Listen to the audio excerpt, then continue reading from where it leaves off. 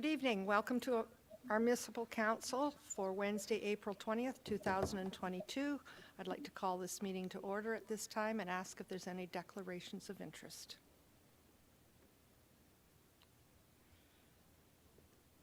Seeing none, I will move to the land acknowledgement statement. The town of East Gwillimbury recognizes and acknowledges the lands originally used and occupied by the First Peoples of Williams Treaties First Nations and other Indigenous peoples, and on behalf of Council, I thank them for sharing this land. We also acknowledge the Chippewas of Georgina Island First Nation as our closest First Nation community and recognize the unique relationship the Chippewas have with the lands and the waters of this territory. They are the water protectors and environmental stewards of these lands, and we join them in these responsibilities. I have a number of community announcements tonight. It's certainly been a busy couple of weeks since our last meeting.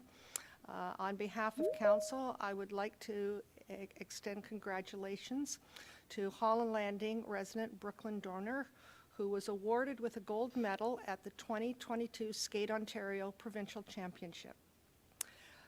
Brooklyn skates with Newmarket and is a student at Holland Landing Public School. Congratulatory certificate will be presented to Brooklyn on behalf of Council. Way to go, Brooklyn. We're very proud of you. This morning, with members of Council, we celebrated the first of many planned park openings, the Silk Twist Trail. More than 100 students from Park Avenue Public School who walked over to join us were quite a treat to have with us today. A really beautiful trail and bridges. Thank you to our partners and talented staff for the great work that they did. On Monday, along with Council, I am looking forward to celebrating our wonderful volunteers at the annual Volunteer Appreciation Dinner on Monday, April 25th. If you are an EG volunteer and haven't registered, please call the town office for more information. And now for some great announcements. Last week, the province shared that they are investing $5 million in South Lake to support its plan to build a new state-of-the-art hospital and redevelop the existing site. This morning, I had the pleasure of attending a significant provincial announcement at $24 million in funding will be provided to build the Holland Landing Marsh Treatment Recycling Facility. This funding, along with the previously committed federal funding of $16 million, provides the capital funding needed to build a facility to treat the largest point source of phosphorus into Lake Simcoe. Great news for the health of Lake Simcoe, that's for sure. And I am most pleased to share, just a minute here, I am most pleased to share that the federal government approved our project, East Gwillimbury Water Main Upgrades. This is a project submitted under the Green Infrastructure Funding Stream of the Investing in Canada Infrastructure Program. This is jointly a funded project with both the federal and provincial governments. The federal contribution is up to a maximum of $2 million, and the Ontario contribution is a maximum of $1.66 million. Amazing news for East Gwillimbury. That wraps up my announcements. Members of Council, do you have any announcements?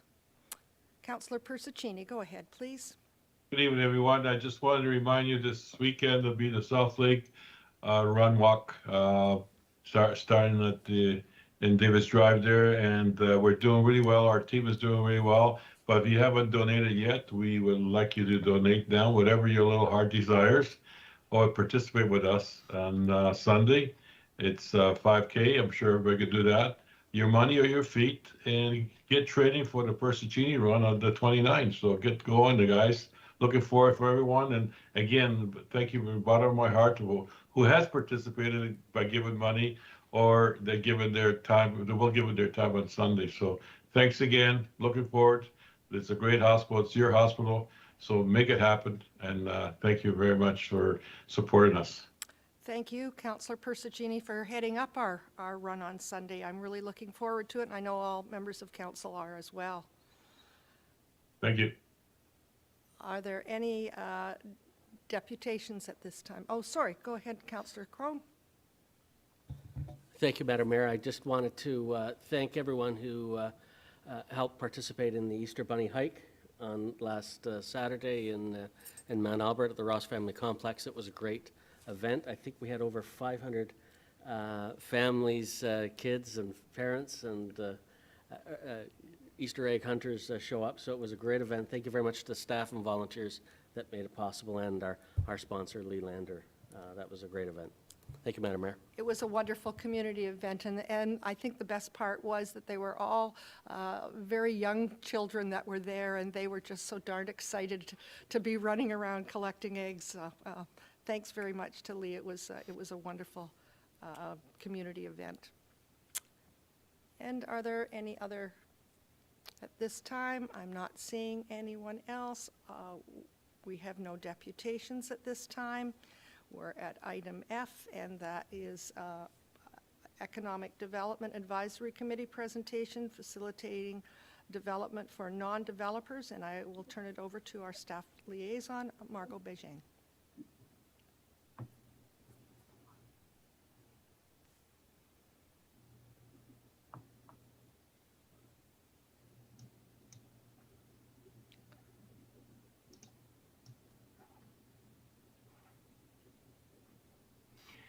Good evening. Am I on? It's Doug.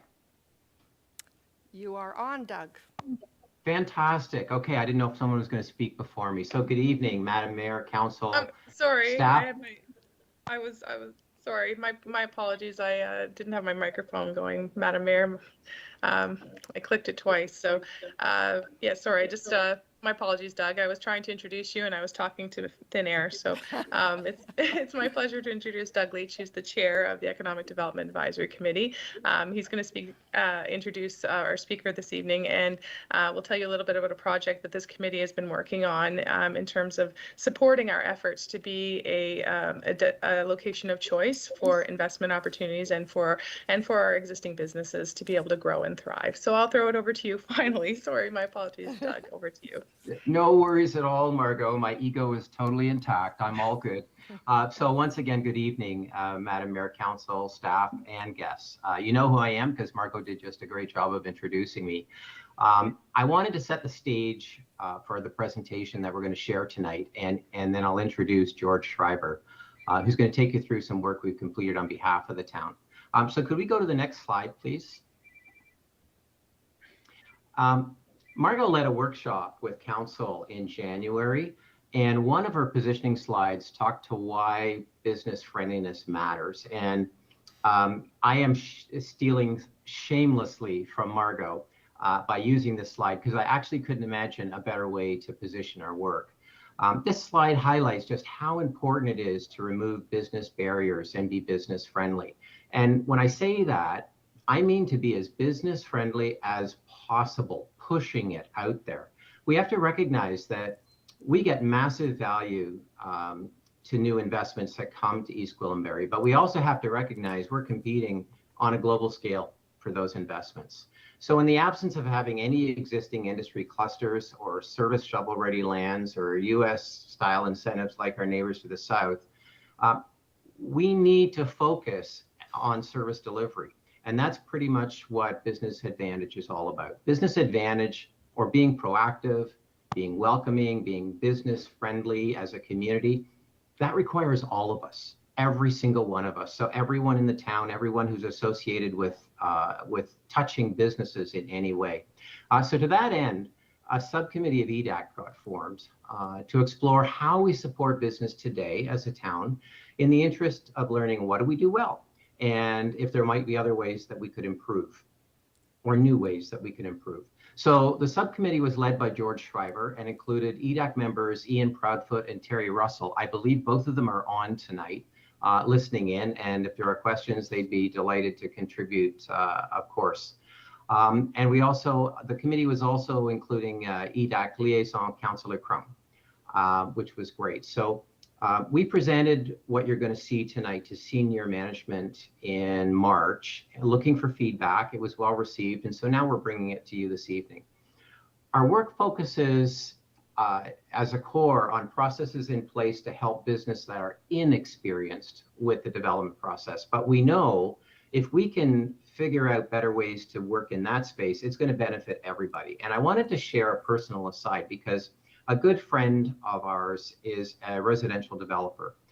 He's done projects across Ontario in many municipalities, including all of the northern 6, York, including East Gwillimbury, of course. He got really excited when I was telling him what we were working on, because as a regular developer, so an experienced developer, he understands the challenges in dealing with many communities. But he shared something with me that I wanted to share because I think it's really positive. He said, you know, working with East Gwillimbury over the last few years, things have got distinctly better. And he said, in fact, if I was to compare working with East Gwillimbury versus its neighbors, I would say that it's doing better. And I think that's a fantastic testament to the people who are on staff in the town who have been trying to do the right things and trying to service. But as I said, tonight's focus is on helping those people who are not experienced. But I thought I'd pass that along as a bit of an endorsement to staff and the things that that have been going on over the last years. So let me push on from that. I want to turn it over to George to walk you through the effort and the outcomes that were gleaned from their work. But before I do that, especially because not everybody knows George, I want to share with you how fortunate the committee is to have George's expertise, because George has been consulting in the economic development arena for decades and has worked with dozens of municipalities across Ontario. And because of that, he has so many experiences and things that he can relate to and bring back to us to talk about things that would be good for us. It's just like, you know, the goose that laid the golden egg. So we're very happy to have him. So I'm sure George is blushing at this point, but he brings many lessons for us. So George, I'm going to pass it over to you, and thank you. Doug, thanks very much. Yes, I am blushing. Madam Mayor, members of council, thank you for your time this evening. I understand that you will have, sorry, can we advance the slide a bit, please? And one more, please. Thank you. I believe all of you have received the presentation ahead of time, so not wishing to stretch things out beyond what is necessary, I'm just going to focus on each slide with some highlights. Messages that we think are important in this. So we'll talk about the context, what are the challenges, opportunities, the processes that are involved, and what are the business advantage goals and objectives, because this ties into this very strongly. What recommendations does EDAC have? And then hopefully if there's questions, there's enough time for that and a discussion with it as well. Next slide, please. The main takeaway here is that growing businesses have varying levels of familiarity and sophistication with the development processes. In fact, I'd venture to say that many who are businesses that are not into the major commercial or residential development have virtually no experience with it. And that presents an opportunity for us. And from what I'm seeing over the past while, we're starting to take advantage of that by providing what is needed. One real message here is responsive customer service is not one size fits all. In other words, we have to understand what the customer needs. In this case, the customer is the business trying to develop, either newly coming into East Gwillimbury or expanding in place. Understanding what their needs are and fitting our response to that can be a huge advantage, because from what I know, not a huge number of municipalities do this, and we can really set ourselves apart. Next slide, please. So large developers are typically experienced, but the business owners who are really not in the business of developing, but in the business of running their own manufacturing or service industry or wherever it is, are far less experienced in it and really don't understand it to the great extent. And there are lots of rules and regulations. We've got to understand it, and they're there for good reason. But that lack of familiarity will contribute to frustration and unmet expectations. And that's a real danger that we have to avoid, and there's ways to do it. Next slide, please. The last 2 points on here was identified as a key factor in business satisfaction by economic development. And the last 2 points, the real key is support businesses in their efforts to grow and create more jobs. And that's really, it benefits everyone. And this will enhance our appeal as business-friendly location for future investment. And believe me, word gets around. People talk to each other.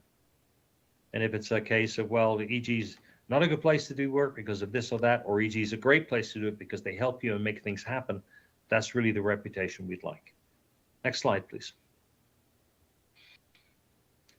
So as Doug described, and as Margot described, we met with some business people who are looking to have in the past and are currently looking to expand and develop. And the non-developers are really what we identify as a key area of focus. They are mostly in need of clarity and guidance when navigating the process. We conducted a series of interviews, and we wanted to understand their experience, not what we think it should be, but what their experience was. How did they view it? And what concerns did they have, if any? Next slide, please. Basically, between 10 and 200 employees and business established for a few years. They needed to expand because of business growth, which is great for everyone, but very little or no experience with the development process, and unfamiliar with the required applications and associated approval processes. And as I said, it's not necessarily intuitive to people what's required until they've gone through it once, twice, or even 3 times. They don't do it every day. Next slide, please.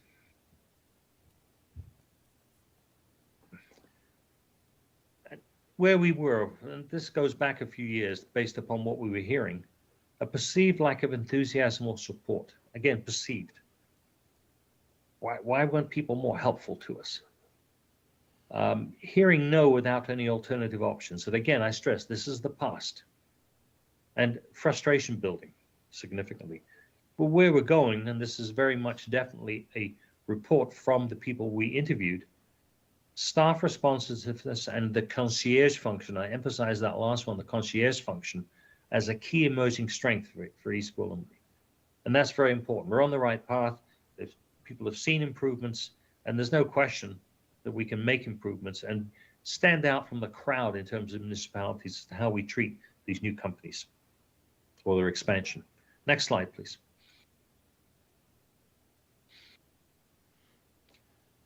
So the ideal future state that we envisage is it's a single interface, the concierge, who guides the applicant through the process, principal point of contact, and facilitates timely progression of the application. Now, there are lots of delays that can occur, and some of these are outside the control of the town, understood. But communicating that is going to be really critical for people to be able to moderate the frustration that might occur. And if applicants are met with encouraging solution-oriented response to applications, and we'll go into a bit more as to what that really means. That sign there, how can I help? That's really what they're looking for. Next slide, please. It's very important, probably says, goes without saying, that applicants should feel that they're appreciated for their investment, their risk, and their innovation. All right, elected officials, again, every opportunity you can, boost them. Say, we really appreciate it. We want to help make sure it happens. And it's also key that applicants have a clear understanding of the process because they have schedules they have to meet. They're planning. If they don't understand how long it will take and what's required, they'll, again, get frustrated. Things will take longer. It'll cost more for them. They won't be prepared for it. And you can't plan businesses around that. Next slide, please. Really key to avoid the gatekeeping and empower staff to act as coaches. And gatekeeping basically says, I looked at your application and sorry, it's not good enough. Try again. Coaching says it didn't meet the requirements, but this is what you need to do in order to meet the requirements. That's really what's key. It's not lowering the bar, accepting less than what's required, but it's helping people in their particular case to meet the requirements. And that third point, really ensuring the applicants understand what is required for them the process to advance. People think, well, if I do this, we'll go to the next step, and it doesn't happen. Again, frustration, and things take longer and cost more.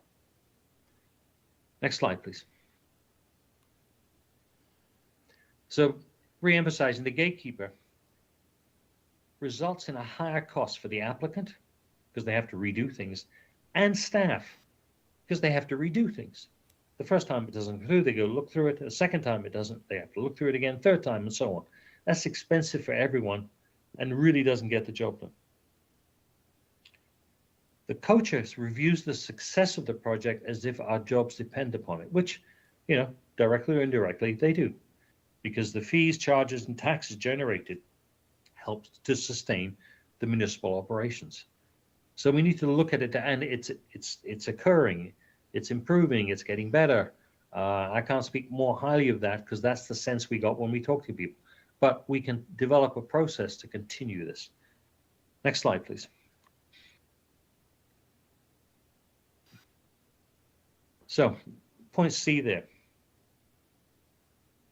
The concierge function is absolutely critical. It's identified as being something which has made a difference in the past few years.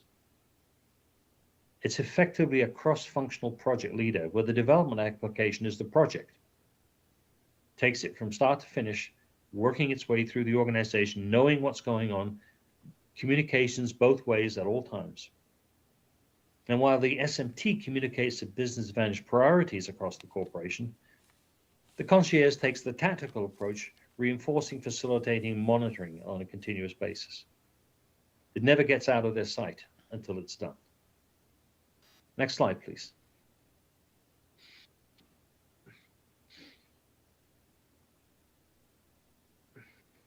Performance standards and performance metrics that support businesses.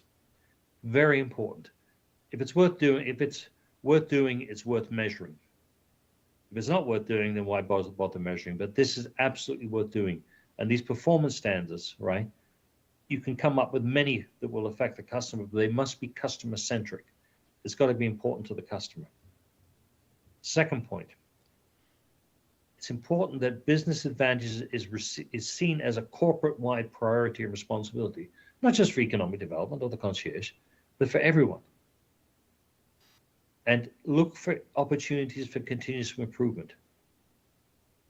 Because other municipalities will eventually, make improvements, and then you're in the race.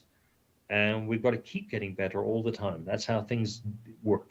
It's never good enough, let's say. There are always ways to make it improvements from the customer's perspective. Next slide, please. We're there already. I should have offered for you to, I should have asked you to ask questions as you went along, but I'm prepared to go again if you need to. So please, let's have a discussion. Let's raise some questions and see where we go.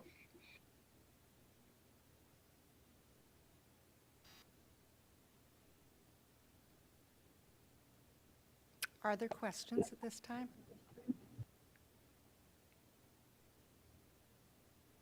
Councillor Crone, go ahead. Sorry. Councillor Crone has a question. Yeah, thank you, Madam Mayor, and I just want to thank, through you to our presenters, thank you very much for a very thoughtful and well-structured presentation. I was very proud to be associated with this. I think it's a great initiative. I think we definitely had the genesis of what we wanted to do, and we just want to improve. We'd like to move the needle a little further on this, and I think at its core it is part of it is culture change, and that we want everyone to be rowing in the same direction, and there's nothing wrong with that. But I would ask either to our presenters or to staff. You mentioned metrics earlier, and I think there is great value in putting some metrics around this, because the old adage, what gets measured gets done. So we want to make sure that we are indeed having an impact, and perhaps it could be something around giving a survey to applicants after the fact they've been here. I just throw that out as an example. But what are your thoughts about establishing some metrics around this process? Sorry, to whom is the question directed? Sorry. To staff or to presenters? Whoever wants to come first. Who's Through you, brave? Madam Mayor, I'm happy to respond initially, and then I could invite members of the committee to add their comments. But I think that to your point, Councillor Crone, the idea of being able to evaluate on a regular basis, including a satisfaction survey as part of our process is something that we can certainly look into and be able to report back on a regular basis. And I think would give us some important metrics to evaluate what's working well and where we need to make improvements. Councillor Boyd DeClemente, you have a question? Maybe a question, perhaps I'll start with some comments. The people on this call will no doubt be surprised or won't be surprised that, Sunday evening I crack open my agenda and I shouted, "Eureka, finally, I've been asking for this. I've identified this as a need and we've been moving the needle forward and making progress, but we're not going far enough." And so I was delighted to see the work that's been done here. So thank you to the committee for bringing this forward. I think for us, it's important for us to consider that it's not just a question of development, but also redevelopment. And many of those applicants who come to us say, well, I found this property and it's already zoned for the use that I need it for. Unfortunately, they may not understand the vagaries of the parking requirements or the building code when they go to pull a permit.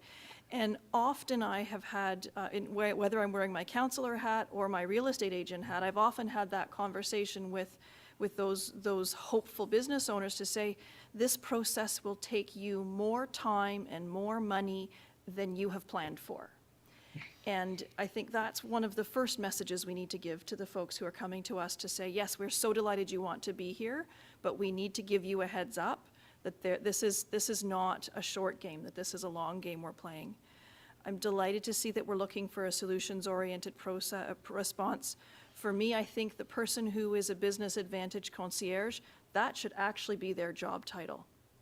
And that person is empowered to provide the support from the enterprise from the top down, so that if this person comes to our engineering department or our planning department with an issue, that there is some solutions and some options presented. There can't be a no and a closed door, but simply those options need to be presented. And so for me, I think a satisfaction survey is a good place to start, but I want to see us do so much more. And I would like to see this tied to our staff's KPI, our annual KPI reporting, our annual reporting, and create that. Yes, it's aligned to our strategic plan. It's already in there because we've been talking about this for so long, but I think we need to go one step further and make it explicit.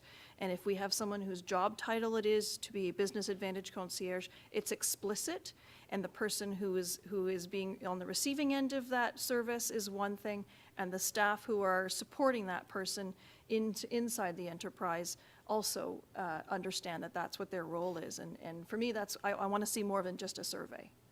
Thank you. I wonder if perhaps I'll frame it in the form of a question then, by closing by saying, in addition to a satisfaction survey, what other suggestions do my esteemed colleagues or staff here have to suggest for this? Thank you. Doug, I see you have your hand up. Thank you, Madam Mayor. Tara, I'm right with you completely. The feeling that I would love to see happen, because I've been through this kind of the term cultural change was used. I've been through this before. A feeling of ownership by everybody is so important, and putting it into KPIs, as you mentioned, is a fantastic example of that. I would love to see as much experience as possible be given to the town to consider different ways of measuring and different levels of measuring. But if I could go back to one word, it's ownership, and it's ownership by every single employee. And I would extend that to the extended fabric of people that work with the town, including, for example, the team on EDAC. We have so many people who are aware of what's going on in the town, and in many ways they can be ambassadors. And understanding the messaging is so critical. So I'm right with you, and thank you for expressing that. Thank you. Are there any other questions or comments? I'm not seeing any at this time. Doug, you have your hand up. Is that still up, or there we go? Thank you. I didn't want to miss if you had more comments. Thank you. I really would like to thank the EDAC committee. Thank you, George and Doug, for being here tonight. And I see Terry Russell has also joined you as well. And thank you for all the good work you do for our community. It does make a difference. We know we have a long way to go, but we're on the right track. So thank you very much. Could I have a mover and a seconder? Councillor Roy DeClemente, did you have a question before we receive? More so a question. I wanted to ahead. do more than just receive this presentation. I wanted to put some next steps to, the presentation had some recommendations for us, and I'd like to see something a little bit more, with a few more teeth to it, to make sure that we actually do move the needle a little further. So I'm looking for some suggestions here from my colleagues. Do you have something written in front of you? Shockingly, no. Oh, my. Oh, my. Councillor Crone, perhaps some comments from you? I would, maybe we could throw into the, that we, as my esteemed colleague says here, we put a little more teeth into it. Maybe we charge staff with coming back with some ways in which things will be measured and track going forward. Might you suggest a month or 2 months, or what time frame did you have in mind? Well, let's give them a couple of months to, it's a big undertaking. It is. It so is. let's not to make it too onerous. Okay. So Councillor Roy DeClemente, She's tapping away here, so. see if you can frame a motion here for us. So we'll receive it, and that staff be directed to report back with recommendations, with key performance indicators, and other suggestions for measuring progress on this initiative. And your timing? This is April. What did you say, Councillor Crone? I said 2 months. Well, let's make it 2 months. Our June meeting? Yes, please. Thank you. Any questions on the motion? I'm not seeing any. All those in favor? And that's carried. Thank you so much for being with us tonight. I know there's going to be a lot of discussion regarding the material that you've provided. Thank you very much. Welcome. You're welcome. Thank you. We are now at our, we have no other presentations at this time. We do have minutes from our meeting held on April the 5th. Could I have a mover and a seconder for that, please? Councillor Roy DeClemente, Councillor Foster, all those in favor, and that's carried. I also have minutes for April the 12th, and that was a special meeting of council. Could I have a mover and a seconder for that, please? Councillor Crothers and Councillor Persicini, all those in favor, and that's carried. We are now at our statutory public meeting. And I would like to give some information to our public that are with us tonight. Members of the public, this portion of our council meeting is a statutory public meeting under the Planning Act.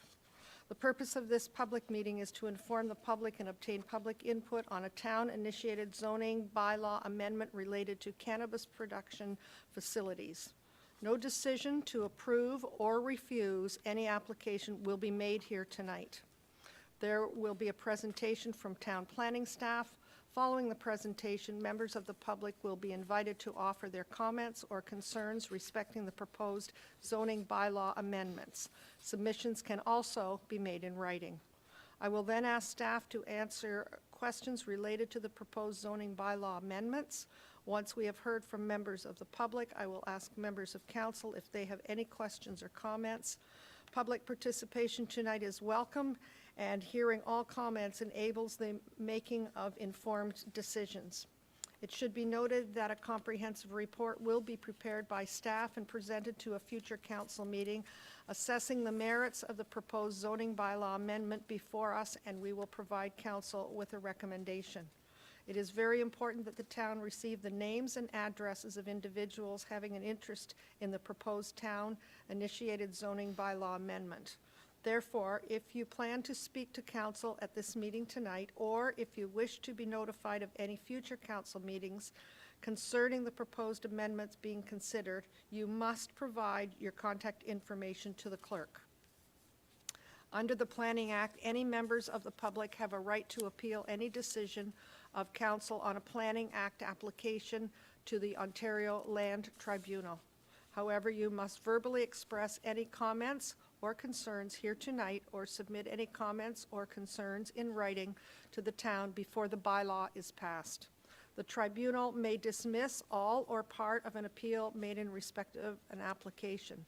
This public meeting is being audio and video recorded for storing and broadcasting on the internet. Your name, address, and comments and any other personal information is being collected and maintained for the purpose of sending correspondence related to matters before council and creating a record that is available to the public in hard copy format and on the internet in an electronic format pursuant to Section 27 of the Municipal Freedom of Information and Protection of Privacy Act. Questions about the collection of personal information should be directed to the town clerk. I will now ask the General Manager of Development Services to begin with the presentation, please. Thank you, Madam Mayor. And since the legalization of cannabis by the federal government, this created new land use challenges for Canadian municipalities. And although cannabis use has been legalized, the onus remains on local municipalities to maintain appropriate land uses compatibility at the local level. And as directed by council, planning staff took this matter in-house and conducted a best practice review on cannabis production facilities. And as stated by Madam Mayor, tonight is the public meeting, so no decisions will be made and only to obtain information and comments for consideration. And at this point, I would like to turn it over to our senior planner, Antonio Greco, to present our best practice review and propose amendments to the town zoning bylaw in relations to the cannabis production facilities. Thank you. Thank you, Lawrence. Good evening, Madam Mayor and members of council. My name is Antonio Greco, Senior Planner with the town. Before us tonight is the statutory public meeting surrounding the land use regarding cannabis production facilities. Over the last 2 years, staff has been compiling research and reviewing land use permissions regarding these cannabis production facilities and various municipal best practice reviews. It is important to note that no decisions being made tonight in the following presentations to generate council and public engagement and comments. Next slide, please. This slide discusses the history behind the two regimes surrounding cannabis. The past regime, known as medical marijuana, goes as far back as 2001. However, it was only until 2013 that changes were made and the federal government established the Medical Marijuana Purposes Regulations, also known as the MMPR. So how did the town respond to these federal legislation changes in 2013? The Town of EG Council responded by passing a zoning bylaw amendment in 2015 by defining medical marijuana production facilities, which is currently permitted in the Employment Prestige M1 and General Employment M2 zones. This standard is now seen today and enforced in our current zoning bylaw. 2018, the Federal Cannabis Act redefined federal legislation from the 2013 medical marijuana to become cannabis production facilities for personal or recreational use.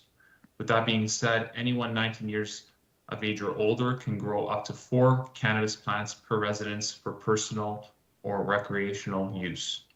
Next slide, please. The shift from the previous medical marijuana regime has now been changed to cannabis production facilities as outlined in the 2018 Federal Cannabis Act.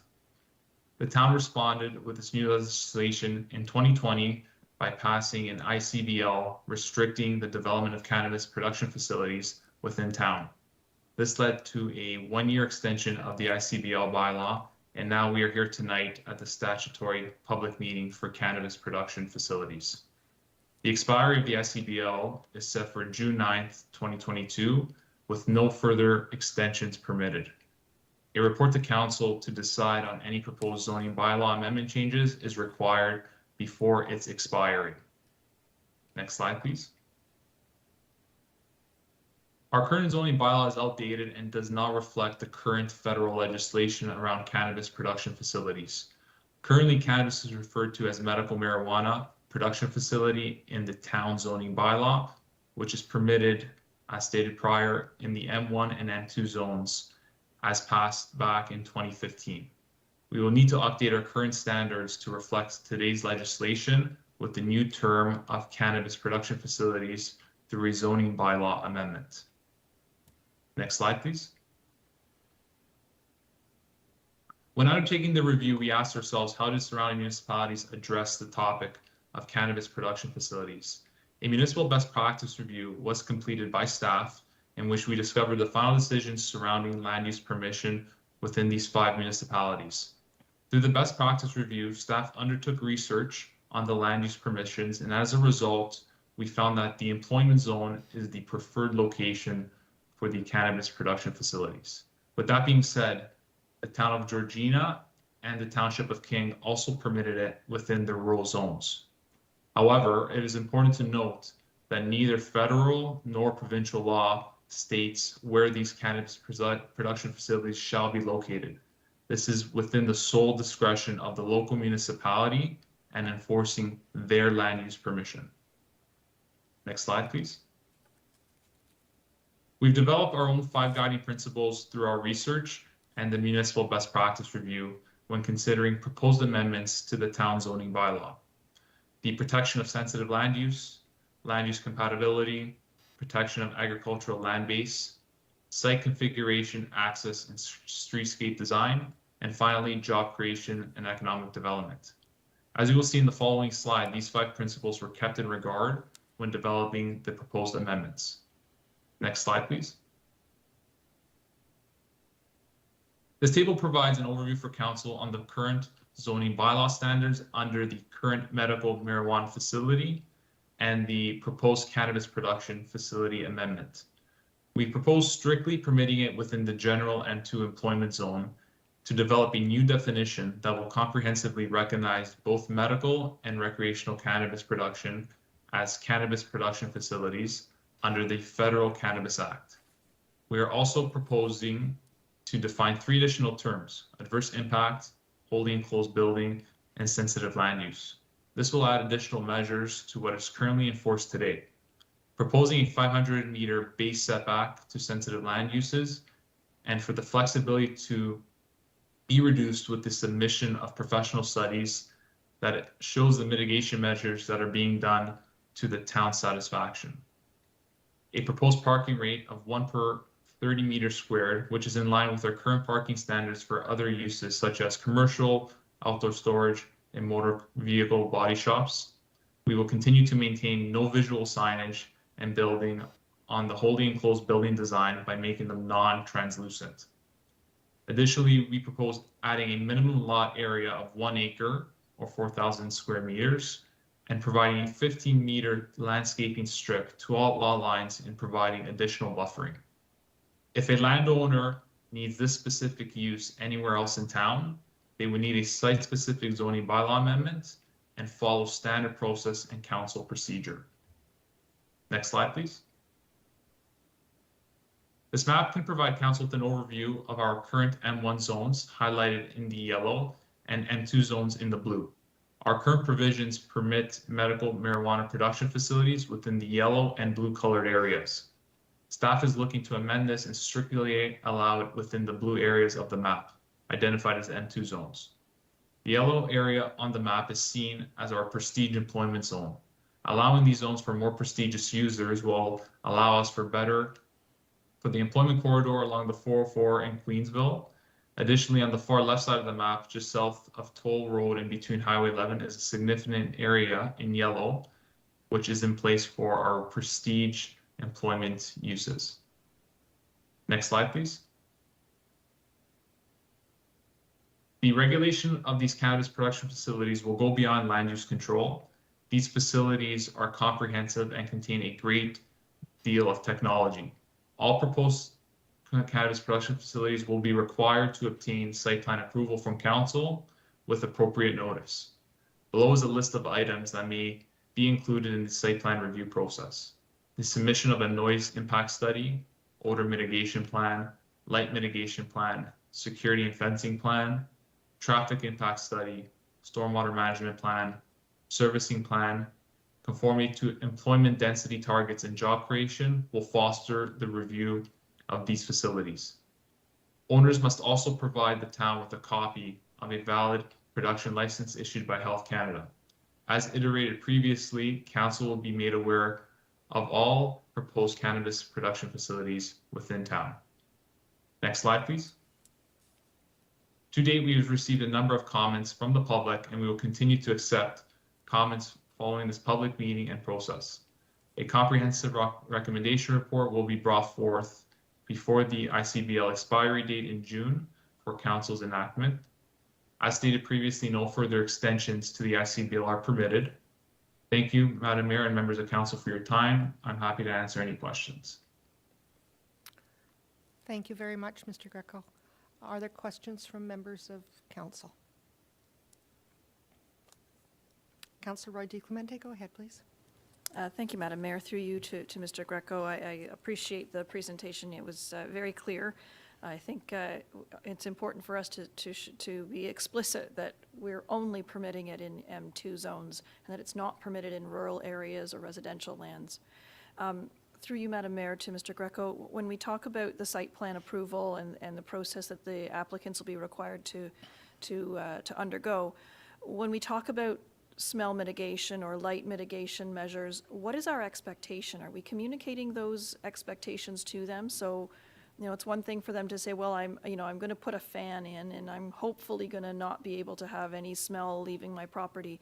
But are we going to have standards that we expect them to meet as far as that site plan? For you, Madam Mayor, yes. There will be explicitly in the M2 zone, and throughout the site plan review process, the submission of those professional studies and the review of our departments will play a factor on whether the studies are compliant to the standards we want to set for these production facilities. It's not a matter of simply submitting the study and then reducing setbacks because of the submission of a study was presented. They will have to meet the standards, and throughout the site plan process, those standards will need to be implemented and met to the town's standards. Go ahead. Thank you. Just further, so do we have an understanding of what those standards are? I think that it would be helpful for someone who, you know, given our last presentation, if somebody wants to establish one of these production facilities, that they know the standards that they have to meet. So it's one thing for them to prepare a study, and if the study doesn't meet our expectation, then they've spun their wheels. So are we going to be communicating what those standards are, that there's an odor unit of X, or that there's a light pollution permitted of this amount, or groundwater infiltration of only this amount, those sorts of things? Are we going to communicate that to the applicants?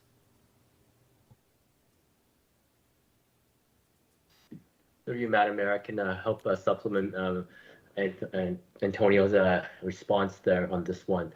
So the site plan approval process will definitely require some of those technical information, and the question about what are the standards that needs to be complied with will be dovetailed to the federal regulation guidelines. Each of these facilities will require licenses from the federal government, which in turn will require similar items that's outlined pretty heavily. So our standards will dovetail with the detailed standards outlined with the federal government. So.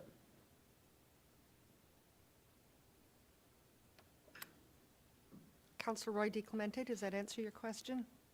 It sounds to me like we have a bit more information to come. I'm hesitant to dovetail with the federal regulation guidelines without knowing what they look like, because part of the problem we've run into in the past is we had the federal government issuing licenses to people to grow medicinal marijuana, and they did not follow any of these processes. And in fact, they failed to even advise the municipality that they were operating here. And so that created an issue for us in the first place. And so I'm hesitant to move forward without a bit more detail, but obviously that is a secondary process to this process, which is the zoning bylaw and if and where. Thank you. Thank you. Other questions or comments from members of council? Councillor Crone, go ahead, please. Thank you, Madam Mayor. No surprise that I wanted to chime in on this, as it was a big issue in my ward, and I think before I say anything, I have to thank our staff for their support in making sure that we dealt with the problem that we had, which was illegal cannabis production facilities operating in our town, and certainly York Region Police deserve a debt of gratitude for their efforts in Project Green Sweep. They were fantastic. And in fact, I have to tell you that our efforts were so recognized that, and I think you did as well as I, but I get calls from other elected representatives in other municipalities that are dealing with the very same problem and wanting to know how well we dealt with it. So we've established ourselves in this area as having some best practices. But I think it's important for the public to know that we are not anti-cannabis. We are, if you want to come here and produce cannabis, that's great. We would welcome you, but you have to do so legally. The folks that we had here over the last 2 years were doing so illegally. There was zero regard for the municipal process, and that led to no end of grief for the neighboring residents who had to deal with the noxious odors, the light pollution, and the fact that we had organized crime elements in our midst. So it was not a great situation to be in. But I guess my question to Mr. Greco, if someone, let's say we had a very well established cannabis producer that had a good reputation, but they bought some land that was in the rural part. My understanding of the zoning process, if they did want to come and set up something on a rural land, they could apply for a rezoning application, and there would be a path forward. But of course, we would have to make sure that the neighbors consented and all that. But there is a path forward. Have I got that right? Is there, in an extreme circumstance, they could apply for this?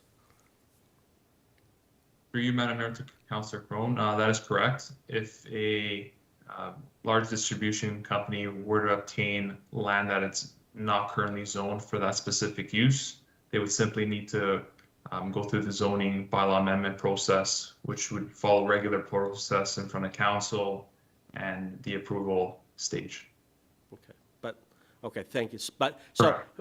You're correct. Yeah, but we would have some belts and braces on it that we could make sure that we're dealing with an upstanding person.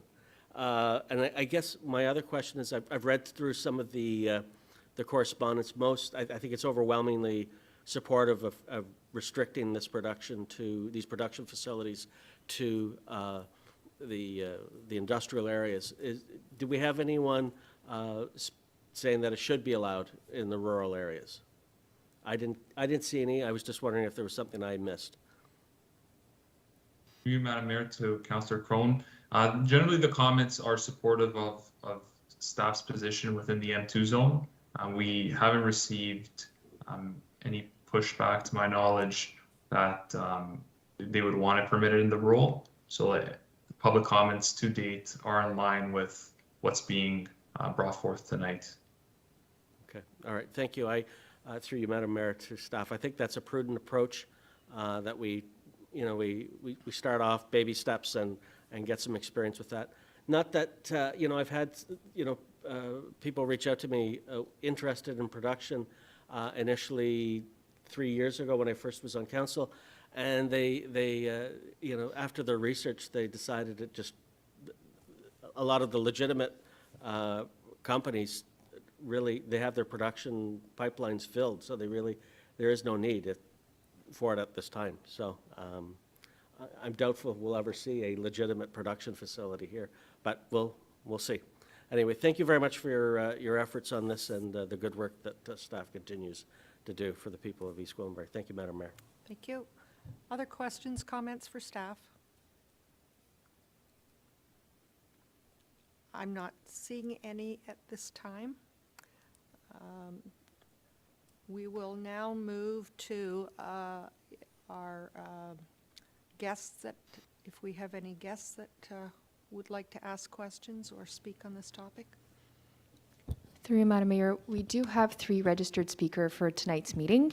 One particular speaker will also be representing their parents who own a separate property. With no particular order, your first speaker of the night is R. Barron. Thank you very much. Is R. Fair in there, please? Yes. Good evening, welcome. Sorry, go ahead. I said good evening, welcome. Thank you.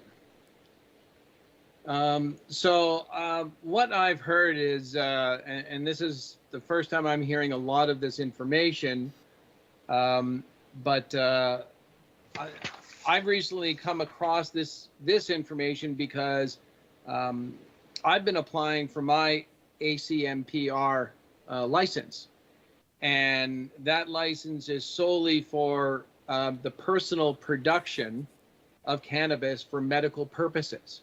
I've had a prescription since about 2014 to carry and purchase it, and I've never had a problem. I'm looking to go beyond the 4-plant limit. Now, I've heard that you're only wanting to restrict this in the M2 areas, and my concern goes prior to that. My concern goes with why individuals who obtain the license for personal use, so individuals with underlying medical conditions, why they're being prohibited from doing this on their own residential property.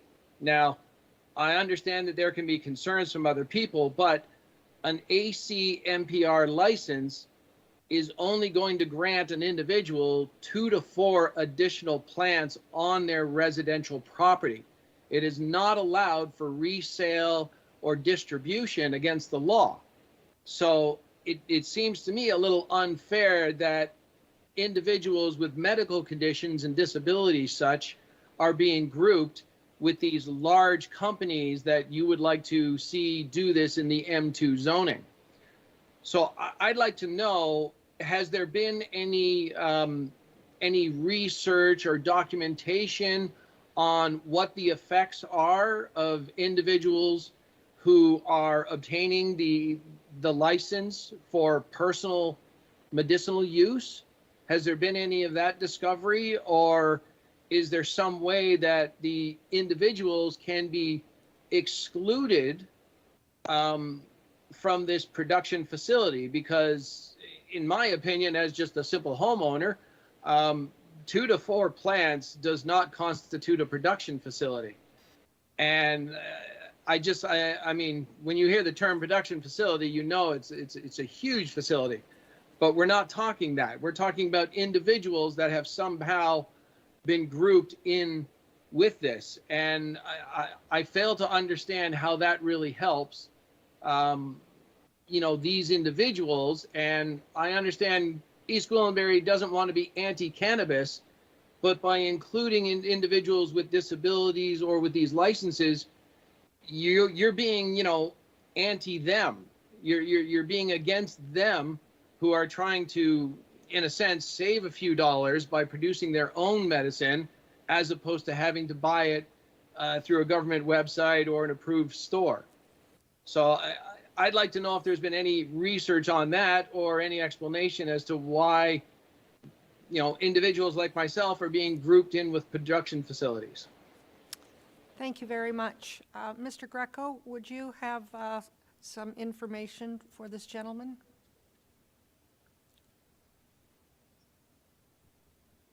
Through you, Madam Mayor, yes, I could provide some clarity. The Cannabis Act allows an individual to grow up to 4 plants. So with that being said, you don't need to be zoned M2 to grow up to 4 plants. It's after more than 4 plants is where a rural zone wouldn't be permitted to do so. So whether you're rural, residential, or any other zone, you are permitted under the Cannabis Act to grow up to 4 plants.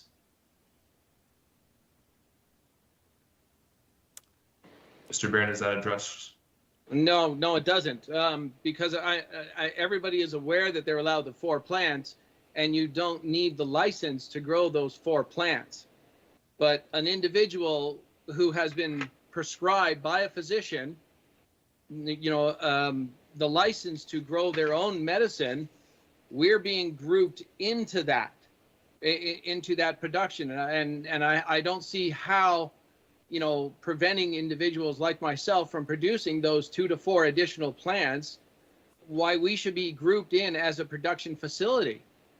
I grow a large garden every year. I mean, I can easily have 2 to 4 plants in a garden. Nobody tells me that my garden is too big or my garden is too small. I don't understand it, but this has nothing to do with the 4 plants. This is an individual who applies for the license, who is granted the license for personal use, not for distribution, not for resale, only personal use, and we're being denied that. East Gwillimbury and this bylaw, which the department has basically told me time and time again, this bylaw is telling individuals that, hey, you may be prescribed this as medication, but you're not allowed to grow it here. You literally have to grow it in an M1 or an M2, which is current, or M2 in the future. You currently have to grow it in someone else's zone and not in your zone, which causes a huge problem, because if I grow it in my backyard or in my garden, I can look after it. I can, make sure it's protected. I can treat it and so on. If it's somewhere across town, I can't look after that. And it could be days between visitations or anything along those lines. So, but I would like to know if there's been any research done that, like what was the cause? What was the explanation or the justification for taking individuals like myself and throwing us in as a production facility for the sake of 2 to 4 plants? And I use that term because my own personal prescription would only grant me a maximum of 4 plants outdoors or 8 plants indoors, which I'm also prohibited from doing because of the bylaw itself. But that would be the utmost extreme what I'm allowed as an individual with a license to grow for medicinal and personal use only. Thank you very much. You certainly have introduced something that has not been contemplated that I'm aware of at this time. However, I suspect that's exactly why we're meeting tonight, to meet with our public, to meet with our residents, and get information. In this case, I don't believe we have the right information for you at this time, but we certainly can research it and get back to you. You've left your name and your contact information, I believe. Is that correct? Yes. Thank you. And then we certainly can take a look at it. Sitting here with members of council, we don't have those answers, but we would like to have them. And if you're bringing it up, then I suspect that there will be other people who are in the same situation that you are, and it will be important for us to find out how we move forward with your request as well. So I thank you for participating. I didn't know if you wanted to have any other questions, or I know that many notes have been taken as you've been speaking, so we can certainly research this and get back to you. I would just like to conclude by saying that any individual that applies for this license, it is a completely different license when it is for personal medicinal use. And I think one idea would be to download that license from the Health Canada website, and in there you will see that we are bound by law in a number of areas on what we can do when it's deemed personal medicinal use. Obviously, we have to have an underlying condition. The personal use prohibits resale, things like that. That is something that I think it's free. You can easily get a copy of it. And I think that needs to be taken into consideration for a lot of individuals. I personally don't know how many people in East Gwillimbury, would require this, but perhaps there could be a separate registry created for people who require it for medicinal use, and there could be a subsection in the production facility bylaw that might allow at least some variation or some usage of that license, because right now, when that license is obtained, it can't be used for anything. You literally have a license for nothing. So I would recommend that somebody obtain the application and understand from a patient, let's say, point of view, what we are abided by or what we have to abide by when we enroll for that license for ourselves. And I'd like to thank you for the time to speak. Thank you very much. Not only did you have a question, but you have put us in a direction of perhaps a solution as well. So I thank you very much. And I can assure you that we will be back in touch with you. And the question of how many in East Gwillimbury, I think that's going through all of our heads right now. We have no idea, but I'm sure we're going to hear from many as well. And we've been alerted by you to move into this direction and do some research. So thank you very much. Appreciate it. Thank you. Through you, Madam Mayor, the next speaker is Y. Shu. I'm just wondering, Mr. Webster, did you have a comment or a question before I take the next speaker, please? I did not, Madam Mayor. You covered it all off in your comments. We're here tonight to listen, and there is not a bylaw for adoption on the table for council tonight. This is about listening, gathering information, and more dialogue. Thank you very much. Now, I'm looking for the next person that wanted to speak. Through you, Madam Mayor, the next speaker is Y. Shu. We do have the individual on the call, but they are muted. Please unmute your microphone for us.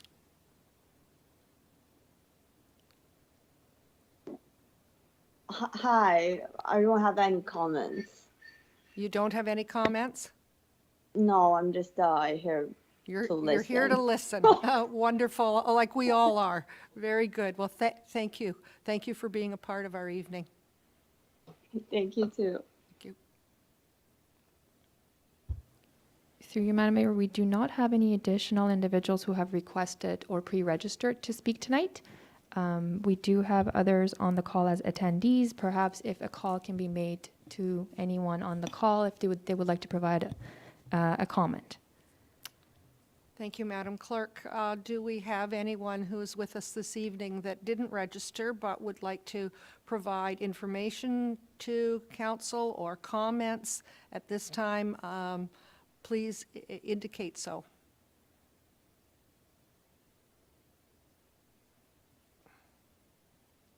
I'm not seeing any at this time. What we can do as well is should people who are listening think of things after we leave the meeting tonight or tomorrow, please be in touch with our clerk who will forward the information to each member of council and our staff team as well. Anything that can help us make a good educated decision, we welcome. So with that, I'm not seeing any other speakers. Members of council, are there any questions or comments at this time? I'm not seeing anything. We do have a resolution in front of us. Be it resolved that Development Services Planning Branch P 2022-10 dated April 20th, 2002, 21-22 entitled Town Initiated Zoning Bylaw Amendment Cannabis Production Facility be received.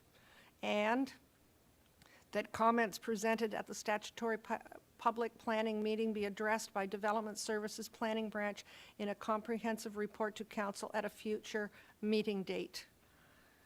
Just before I call the vote, and I don't have a mover and seconder at this time, I'm wondering if we have some idea, staff, on when people should be looking for a return to our council chamber with some information. Has that been determined at this time, or are we going to do another notice to our Madam Mayor, community? we do have a timeline. Yes. Lawrence Cuck will discuss that moving forward. Thank you. Madam Mayor, the interim control bylaw due expired on June 9th in 2022, so we will have to come back with the council meeting prior to that date for a decision. Thank you, Lawrence. Appreciate that. With that, could I have a mover and a seconder, please? Councillor Persichini, Councillor Foster, all those in favor? And that's carried. Thank you very much, staff. I know that it's going to take a little bit of time to put this back together again, but I think we're all anxious to make sure that we do it right for our community. So looking forward to the report coming back. Thank you very much. With that, I'm at item I on the administration and on our agenda. And Mr. Webster, I believe, there you are. If you could take it over, please.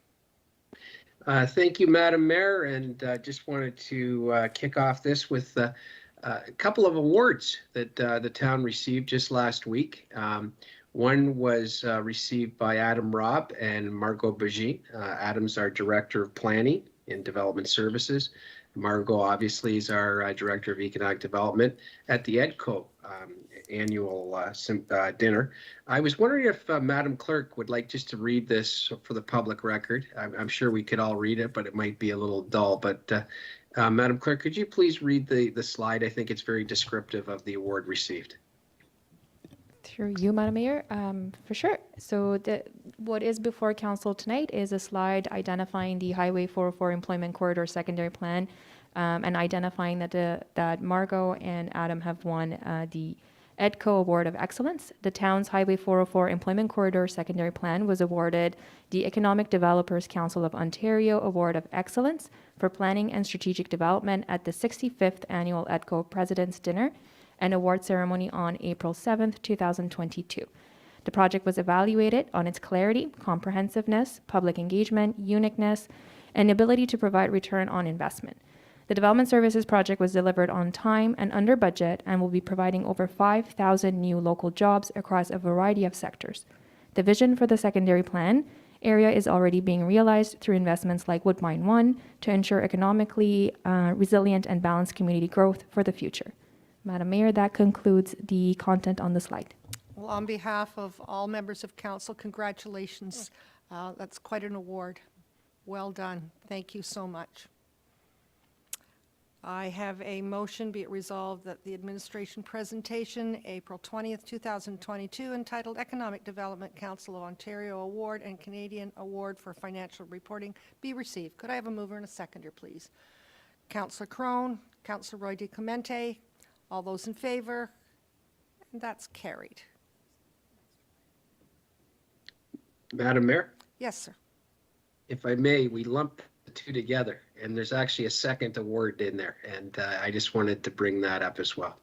So not only have our development services and economic development areas achieved accreditation, as well as our finance department. And we're very proud of our financial record, our finance team that is led by Warren Marshall, our treasurer. And I'd like to see if maybe Warren could, if he's here this evening, I'm sure he is. We recently received an award from the Government Financial Officers Association. And Mr. Marshall, if you are here, could you maybe just describe a little bit about what this award is about and how it adds to our credibility in our financial status? Sure, through you, Madam Mayor. The Government Financial Officers Association is a group representing North American financial experts, and they represent about 20,000 different entities. And this award is presented to reflect the I guess confidence that that is bestowed in the statements for clarity and making sure that the information is presented in a way that is understandable to for the average person to read. So in Canada, there's about 3,573 municipalities, and out of those municipalities, only approximately 80 receive this award. And so we are one of the few that are lucky enough to have received this award, and it's our third year that we've received it.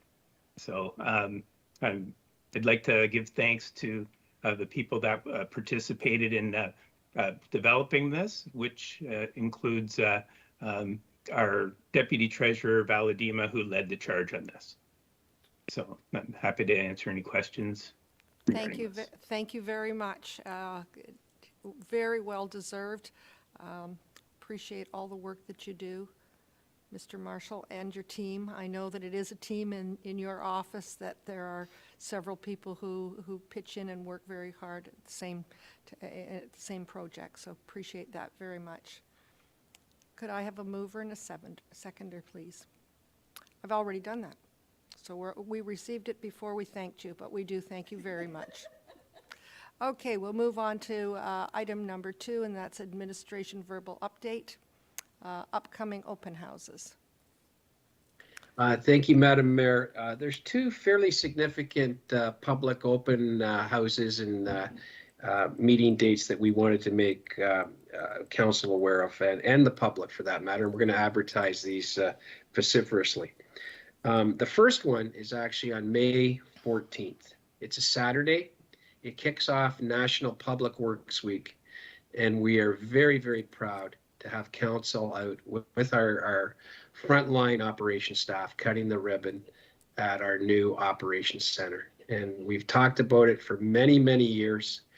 I speak tonight of Councillor Marlene Johnson, who has passed, but when she first came on council 30 years ago, she talked about that was the #1 initiative of council. And it took a little while for us to get to it, but we're very proud that we brought that facility in on budget and on time. Staff did a tremendous job. Council showed some terrific leadership. As I said, that date's May 14th from 11 till 2. And there's already signs up on Leslie Street promoting the event. And so we're hoping to get a super turnout for our taxpayers to come out and see our facility and see what it was all about. The second one of significance is we are now managing the 6th wave of COVID. It's been a long battle for over 2 years, and it looks like we're actually starting to turn the corner. We are planning on having a full community open house at the Civic Center that would allow for all of our residents. It coincides with a farmers market event to come to the property it'll be late afternoon, early evening. We're planning on hosting a community barbecue, and it'll be a real opportunity for the public to see some of the key things that we're doing, our healthy active living plaza plans, our official plan. The document hasn't been finalized and will be under consideration by council. Even tonight, our proposed cannabis control bylaw is something.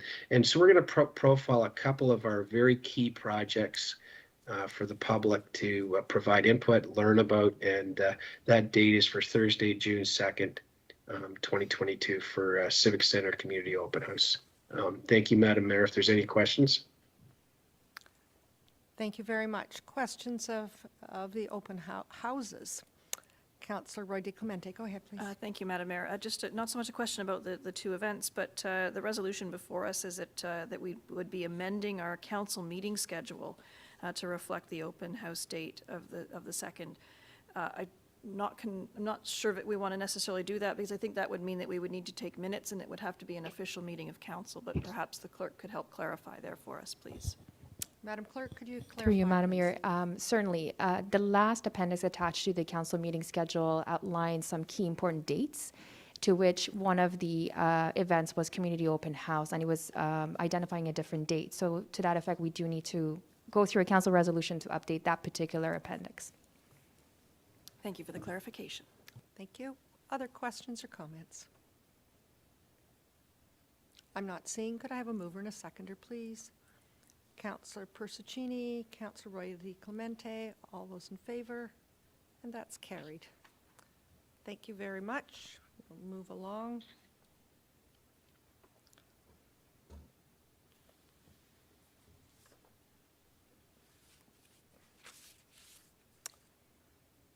Move along to corporate services.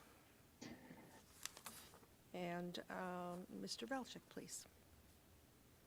Thank you, Madam Mayor. Through you, just we have one report on this evening. It's entitled "Use of Corporate Resources for Election Policy." It's an update to a policy that was initially passed by Council in 2018. But with your permission, I would just ask that the clerk provide a few brief contextual comments, just in some overview for your information and for the public information. Thank you. Thank you, Mr. Valchich. Through you, Madam Mayor, the Municipal Elections Act requires municipalities to establish rules and procedures with respect to the use of municipal resources during the election campaign period prior to the start of nomination. The purpose of this particular report is to recommend adoption of an updated use of corporate resources policy for elections. Staff have prepared the updated policy as a revision to the one that we had created in 2018, and the content of the policy remains materially the same. The updated policy looks into a number of housekeeping changes that are essentially intended to improve the overall flow and clarity of the policy while ensuring that there is legislative compliance. This is really a high-level overview of the report on the policy. I'm happy to take any comments or questions at this time. Thank you very much. Questions or comments? Councillor Roy DiClemente, go ahead, please. Thank you, Madam Mayor. Totally in support of this. I think we want to make sure that the playing field is as level as possible. Through you, Madam Mayor, to Madame Clerk, I'm just curious to understand what sorts of repercussions might be in the report, so that if the clerk issues an interpretation, if there has been a violation of this policy, what are the repercussions for violating the policy? It's not clear in the policy, but I imagine that there are some tools at your disposal, and I wonder if those might be appropriate to outline either in this document or maybe they're outlined elsewhere. Through you. Through you, Madam Mayor, in terms of interpretation of non-compliance with a particular policy, essentially we would have to rely on evidence and repercussions such as, for example, depending on the nature of the non-compliance, a particular candidate could essentially lose their credibility in terms of their nomination being certified. So the certification could lead to that being lifted. However, that's a last resort. Typically, our aim is to always educate, inform individuals prior to any type of, such drastic measures. However, that is something that is within the toolbox pursuant to the MEA. And should there be sufficient enough evidence to showcase and portray that there has been a policy that's been not in non-compliance, then we would look into that, obviously working with the town solicitor and reviewing the MEA to kind of determine that within the 5 business days following a particular complaint that's brought forward to the clerk. Perhaps I could ask for a bit of clarification then. So, for example, if a campaign piece of literature was issued that depicted the candidate in front of the Civic Center or with the town logo on the background and so on, what would happen then? Obviously, there's evidence that the policy has been violated. what would the repercussions be there? Through you, Madam Mayor, I believe the nature of such a complaint would be a little bit less of a stringent style of a complaint. So again, first and foremost looking at the evidence in the form of submission of an evidence to that effect, because you have to make sure that sufficient evidence is provided in that manner. And subsequent to that, it's reviewing the incident with the candidate, whether it could be as a result of them not being educated enough in the policy or having a reminder to that individual about it. So again, for us and for me simply, it's always to ensure that education and informed decision is made. So again, it's informing the individual of the non-compliance and advising them that should this particular, for example, incident reoccur, then there would be additional drastic measures that would have to be taken into consideration. So again, first offense is never the one that we would consider in that manner. The one example that you're identifying is very common actually in a lot of municipalities. And that's why we want to make sure that prior to nomination and during an individual's filing of the nomination, we are providing information and going through scenarios such as that, so that individuals are well informed ahead of time so that they can try their best not to be in contravention of this particular policy. I hope that provides a response, but happy to further clarify it at a future date if you wish me to bring back something. Thank you, Madam Mayor. It really was just it was actually historic in my case, where there was candidates who had been, who were using town logos and town images in their literature, and they were permitted to continue to use that literature in their campaign, which is not necessarily fair to those candidates who are adhering to the rules and who do wish to remain as neutral as possible. It's a challenge for everyone who wants to be, especially as a new candidate, when they're trying to associate themselves with the organization in whatever way they can, and yet they're permitted to continue to use that literature. So that's what I was looking for, was to have an understanding of what some of those workflows are. Absolutely, candidate education up front as early as possible is obviously the right way to go. And so in adopting this policy as early as possible, that can be made clear to everyone concerned. But it was more just ensuring that there were some teeth here to allow you to enforce the policy as well. Thank you, Madam Mayor. Thank you. Any other questions? I'm not seeing any. Could I have a mover and a seconder, please? Councillor Roy DiClemente, Councillor Foster, all those in favor? And that's carried. Deputy CAO Velchik, do you have anything else for us this evening? Nothing further. Thank you, Madam Mayor. Thank you very much. We'll move along to item K, and that's General Manager Marshall. Do you have anything to address at this time? Through you, Madam Mayor, we have nothing to address at this time. Thank you. Any questions from members of council for Mr. Marshall? I'm not seeing any. We'll move along to Community Parks, Recreation and Culture with General Manager Karmazin. Thank you. Through you, Madam Mayor. We have one prepared agenda item for this evening. It's a report recommending an award of a construction contract for a pathway and pickleball courts at the Ross Family Complex in the community of Mount Albert.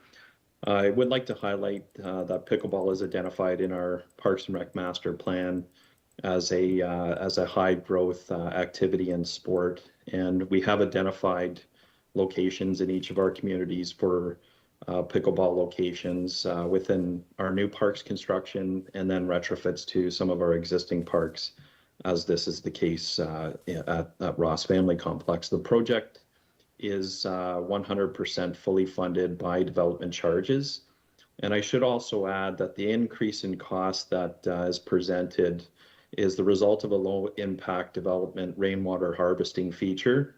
This was a feature that was required by the Lake Simcoe Region Conservation Authority, given the construction are within the limits of a regulated area. Our Parks Project Management staff will be following up with the authority to seek potential grant funding from our partners at the authority to potentially offset the costs of this enhancement. I'd be happy to answer any questions that council may have related to the report. Thank you very much. Questions? I'm not seeing any. I have seen pickleball in various communities, and for those that aren't aware of it, we will be very busy. And I'm sure that there is an age niche that really enjoys this sport. And my guess would be we'll have sometime in the future request for other pickleball courts, because it really takes off very quickly. So thank you, Mr. Karmazin, very much appreciated. Could I have a mover and a seconder, please? Councillor Persichini, Councillor Foster, all those in favor, and that's carried. We are at item M, and that is Community Infrastructure and Environmental Services with General Manager Molinari. Thank you, Madam Mayor. We have one report on tonight's agenda, and it's an update on the Mount Albert Road at Countryman, the pedestrian crossover that's proposed.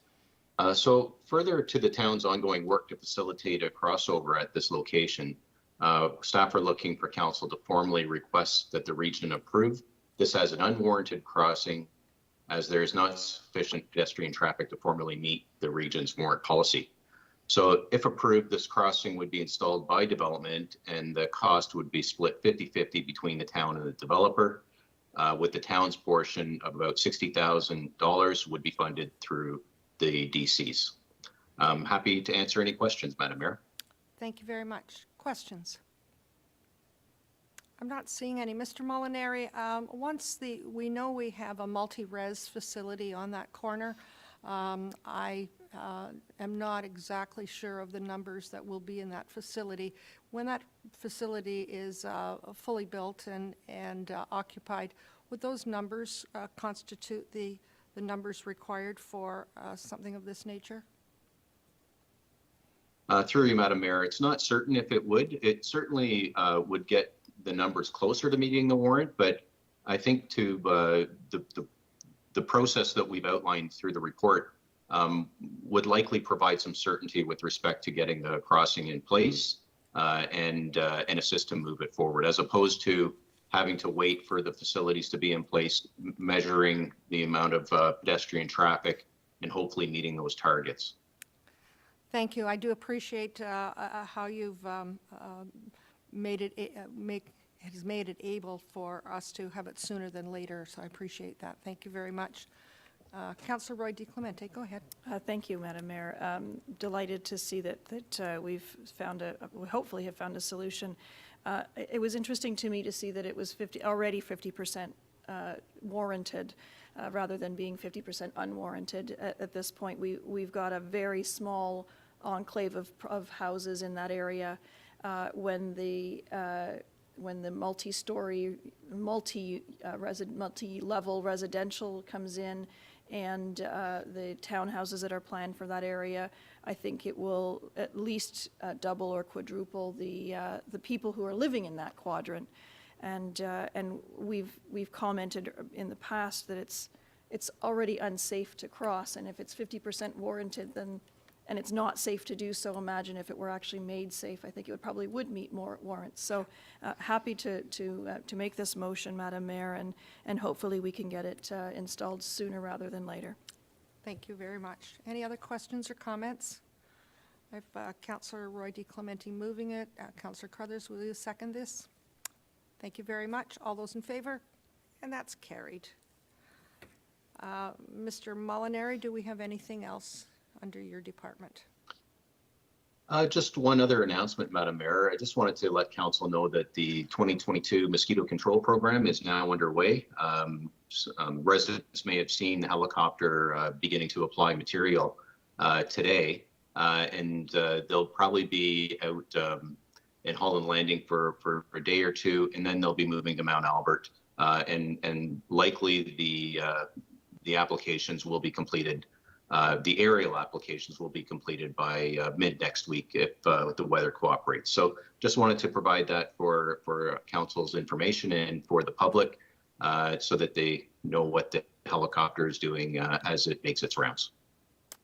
Thank you, and I can tell you that it's very much appreciated. Today, a number of members of council were out in the park, and we could hear the helicopter overhead, and several people, no mosquitoes, yes, and several people who were in the park as well had commented about what it was about and how pleased they were that we were looking after it again. So, thank you very much. I'm not seeing any other questions or comments. Could I have a mover and a seconder, please? Councillor Crone, Councillor Foster, all those in favor, and that's carried. Thank you very much. We'll move along to item N, and that's Emergency and Community Safety Services. We have no reports at this time. Chief Mackenzie, is there anything to bring forward? Thank you, Your Honor. Nothing else to add. Happy to take any questions. Thank you very much. Any questions for the chief tonight? I'm not seeing any. Thank you very much. Item O is Legal Services with General Manager Don Sinclair. Mr. Sinclair, do you have anything to bring forward at this time? Thank you, Madam Mayor. There's nothing to bring forward at this time. Thank you very much. Any questions of Mr. Sinclair? I'm not seeing any. Thank you. We'll move along to item P, and that is Development Services with Manager Cook in the at this time. We do have one under this area. Mr. Cook, are you there? Yes, thank you, Madam Mayor. And we have several items for the development services. So for the first item is the site plan application for Wyclef Thornridge at the northwest corner of Mount Albert and Leslie. So following council's comments at the March 22nd and April 5th meeting, staff's worked with the applicant to address and clarify the site plan matters. That this is this site plan is implementing an approved registered plan of subdivision. It complies with the town's density requirements. The applicant has gone above and beyond the Planning Act's requirement for parkland dedication, and they've also increased green space in the condominium by 40%. The report also indicates that the owner will agree to improve the trail connections and provide bump out on the benches along the regional trail. And as for the waste management portion of it, staff is now satisfied that the proposal will proceed with a hybrid waste management pickup service, and the owners also eliminated the single point waste collection. Town staff believe that the amendments here made is suitable and is appropriate and recommends council to approve the subject site plan application.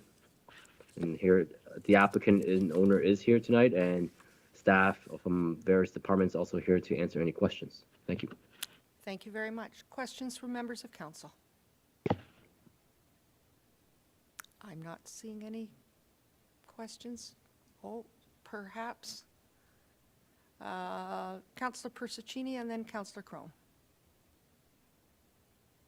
Not a question. I say I could move this if everybody's okay with it. Thank you. Councillor Crone.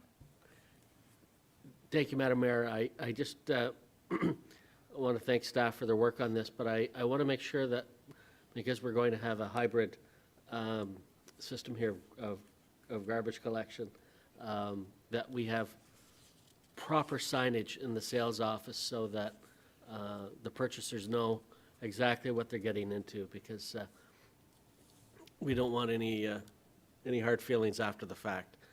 So I was just, I'm just posing the question to Mr. Cook, if that can be arranged. Thank you, Madam Mayor. Mr. Cook? Yes, through you, Madam Mayor. Certainly, we can provide that as a condition of site plan approval, that the owner provide adequate signage and notice about the future condos waste management responsibilities. Just to further to that as well, that every condominium through the condo application process will require to provide the town with a copy of the condo decorations, and in there typically will legally also state what the responsibilities are within the condo, including the waste management portion of it. Thank you. Thank you. Councillor Roy DiClemente, go ahead, please. Thank you. I just wanted to make sure that we were going to go further than simply some signage in the sales office. I wanted it papered, whether it was in the agreement of purchase and sale with the condo purchase, the people who are purchasing the condos, and I think Mr. Cook covered it by making sure that it will also be in the declarations before it's handed over to the condo board. Thank you. Thank you. We'll make sure that everyone that purchases understands exactly what the rules are. Councillor Crothers, go ahead, please. Thank you. I want to thank staff for all the work they put into this. A number of our concerns were addressed, at least to some degree. I did still want to get a little bit more information. Councillor Foster had raised concerns about snow removal, and as well as, I'm not sure if it was him that raised it, but we talked about parking, not wanting to make sure there's enough parking spots so people didn't end up parking on the street and impeding emergency vehicles from getting through. So I'm wondering if we had an answer about snow removal and also the total number of parking spots versus the number of units.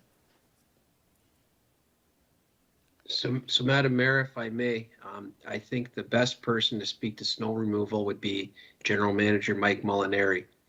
It seems sometimes with everything falls into the planner's lap. So we'll help Lawrence out, and Mike, maybe you could speak to that. And as far as parking requirements, I think that could be a dual answer between the requirements per our specifications and zoning through Lawrence and through Chief McKenzie and his group's requirement for larger roads in this area as well. So I'll pass it over to staff. Mr. Molinari? Sure. Through you, Madam Mayor, I'll deal with the snow removal. And typically on all site plans, the owner is responsible for snow removal. And there are some locations for some storage on this plan. There may not be as much as there are in some other plans, but there's enough to store some snow within the plan. And when those areas are full, just like the town on its areas sometimes has to remove snow and take it off site, there may be a requirement in this for this particular site plan, as per many other site plans, to do the same. So there is some areas where, for the smaller snowfalls, there is certainly enough room on the plan to cover that off.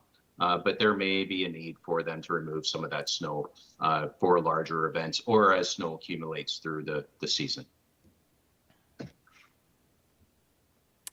Thank you. Now we had another question as well. They're both sort of interrelated because my other question was about the parking, how many parking spots we had available in total. I had asked about the parking on driveways. We can see each unit has a one-car garage, which we know in other areas leads to parking on the street. So I had asked if the driveways were large enough to accommodate a second vehicle. And the snow removal relates to that in that I can see with bigger snow events, that snow being stored in the visitor parking. So the parking would be actually less. So I want to find out how many parking spots we had versus the number of units in total. So we can get a good idea if there is enough parking to avoid parking on the street. So through you, Madam Mayor, I don't have the site plan handy to calculate the exact number, but my understanding in the reviewing of the site plan is that these site plan applications do conform to our zoning standards for the parking requirement. And I believe that each homes do have adequate parking to fulfill the one space per unit, and as well as one car space on the driveway, except for the block of urban towns on block 8, I believe, is the one that was in question about the waste management area. But all the other units in the proposed site plans do conform to our zoning bylaw of one in the garage and one on the driveway, and there are additional visitors parking that is within the plans as well. And so would we be able to put in, insist that they not use the guest parking for snow storage to make sure that that guest parking is always available?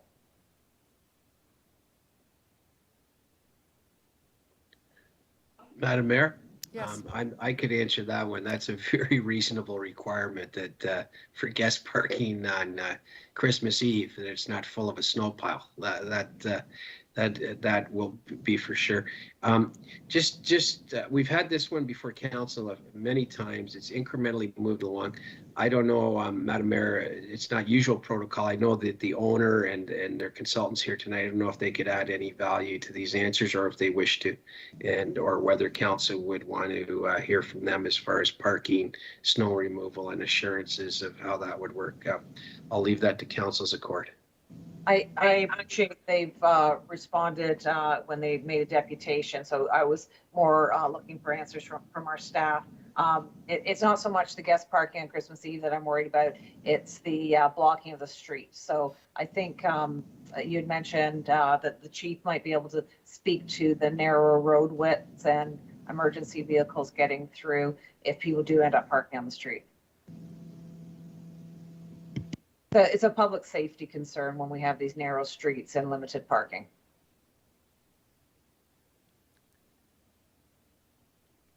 And Chief, are you still there? I am, Your Honor. I was just going to provide a short comment to the councillor if she's looking for that. Yes, please. Sure. So response from emergency vehicles is always a challenge on older streets and on the newer streets, and you know, we have the large apparatus, and you know, you don't send one fire truck to a house fire. You often send multiple trucks, and the challenge becomes, where do you place them, and in what order, and how do you get around them? And so it is a challenge. It's just I don't know if there's an answer to it, but the narrower the streets, the harder our job becomes to maneuver in those situations. Thank you. I appreciate that. I do appreciate how much and made those adjustments as we go along. We know that we need this kind of density in order to avoid urban sprawl. This is a delicate balance with how much space do we allow for cars. We're still a car dependent transition to a walkable community. We're going to continue to have issues that we've seen in other areas of the town. So I just want to know that we are doing everything that we can to avoid issues that we've seen in other areas with there being not enough parking, leading to people parking where they're not supposed to, and leading to issues for our emergency vehicles. Thank you for those answers. That makes me feel better. Thank you. Thank you. Other questions or comments? Mr. Webster, go ahead, please. Madam Mayor, I would like to get the right answer out there right now. And we want safe communities too. We don't want to build retirement homes that aren't accessible for fire purposes. My advisement was that the road that in a lot of condominiums that could have been 6 meters, our emergency services department requested it be 7.5 meters. And in fact, that was what has been delivered. Maybe Mr. Molinari, our General Manager of Roads and Operations, could comment on that. Sure, thanks, Tom. Certainly, you know, with a 7, it is a wider road than is oftentimes required. So that main road is also a fire route. So because it's a fire route, it'll also be marked as no parking. So the no parking signage should keep vehicles from parking and keep that area open. So if somebody does park there, they're doing so against the bylaw and technically could be ticketed and towed. I hope that answers the question. Thank you. I believe it does. I'm seeing a nod. Thank you. Yep. Are there any other questions? I'm not seeing any at this time. Could I have a mover and a seconder, please? Oh, yes, sorry. Councillor Persicini moved it. Seconder, please. Councillor Crone, all those in favor? Opposed? That's carried. Thank you very much.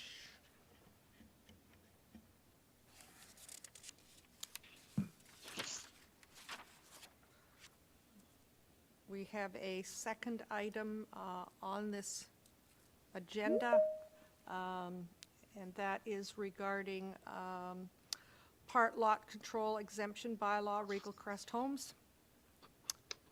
Yes, thank you, Madam Mayor. The next item on for development services is a part lot control bylaw to divide up to a total of 10 semi-detached dwelling on Silk Twist Drive and Thompson Drive in Holland Landing as part of the Valley Brook subdivision. Please note that there needs to be a correction in the staff memo and bylaw to amend it from saying Wingfoot to Valley Brook.